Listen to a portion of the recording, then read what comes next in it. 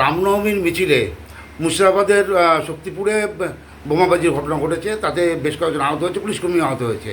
এই ঘটনাটা কীভাবে দেখছেন আপনি? কি ন্যায় তদন্ত দাবি করছেন কিনা? দেখুন, তৃণমূল প্রধান উপপ্রধান এদের এবং ওখানকার যে বিধায়ক সেই তাদের অঙ্গুলি হেলনে পুরো বিষয়টি ঘটেছে। আমাদের কাছে খবর আছে।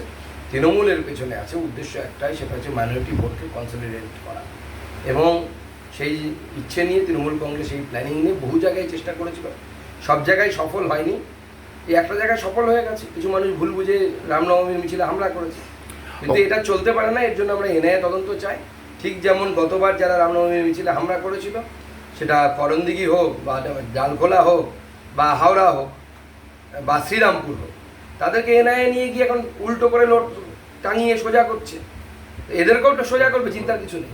এদেরকেও এনআইএ ধরবে, এনআইএ তদন্ত চায় এবং এদেরকে উল্টো টাঙিয়ে ছাল ছেড়ানো হবে।